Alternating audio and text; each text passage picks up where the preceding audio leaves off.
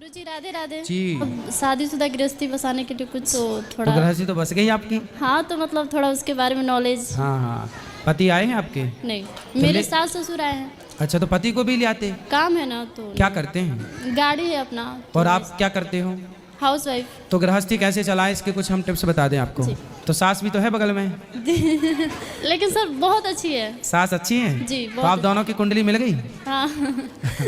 आप दोनों की कुंडली मिलेगी तो आपकी गृहस्थी बहुत बिंदास चलेगी। सबसे बड़ी गृहस्थी के टिप्स यही हैं कि आज जितने भी विवाद होते हैं सिर्फ इसलिए कि पति ने कुछ कहा तो पत्नी ने पलट के तुरंत जवाब दिया, सास ने कुछ कहा तो बहू ने पलट कर तुरंत जवाब दिया। पति को भी ये बात समझनी चाहिए और सास को भी ये बात समझनी चाहिए कि बहू कुछ बोले तो सास ये ना सोचे कि मैं तो सास हूँ, बड़ी हूँ, मालकिन हूँ। बहू कुछ बोल रही है तो बेटी के रूप में उसे स्वीकार करो कि मेरी बेटी है, कुछ पूछ रही है तो उसे बताओ, कुछ सीखना चाहती है तो सिखाओ। और बहुओं की सबसे वही बहू बढ़िया होती है जो चुप रहे, क्योंकि सास 100 कहेगी और बहू ने 1 कह दिया तो सास का 100 कोई ना सुनेगा पर बहू का 1 सबसे ऊपर हो जाएगा।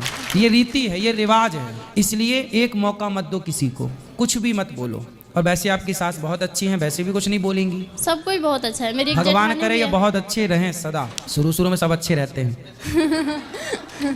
आप भी अच्छी हो शुरू में, सास भी अच्छी है शुरू में। अब ये अच्छाई भगवान करे आप 100 साल तक ऐसी अच्छे रहें परिवार में। लेकिन फिर भी मैं आपको बता रहा हूँ ये सास आपकी बहुत अच्छी है, आपके पति भी अच्छे, परिवार भगवान करे खूब अच्छा हो। लेकिन फिर भी आपके लिए क्या हमने बोला, चुप रहना। कभी सास गुस्से में, कभी पति गुस्से में, भाई देवर कोई भी। क्या ससुराल पक्ष में ना हमारे भारत की जो मानसिकता है वो मैं बोल रहा हूँ। भारत की मानसिकता क्या है, पुरुष प्रधान देश है ये। यहाँ पर पुरुष थोड़ा एटीट्यूड में रहता है, उसको लगता है ये मेरी पत्नी है, उससे ये लगता है कि मैं जो चाहूँ इसे बोल दूँ पर ये मुझे कुछ ना बोले।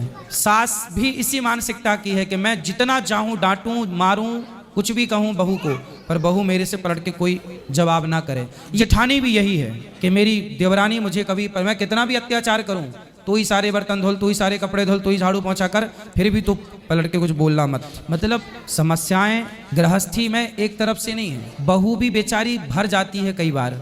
कितना बर्दाश्त करेगी, कितना सहेगी। किसी के घर में बहू 1 साल तक चुप रही, कोई उत्तर नहीं दिया किसी को, और 1 साल बाद बोलने लग गई, तो इसमें बहू की गलती नहीं है, ससुराल वालों की गलती है। उन्होंने इतना मजबूर किया कि बहू ने अपने स्वभाव को बदल लिया। कब तक तुम्हारी सहेंगे।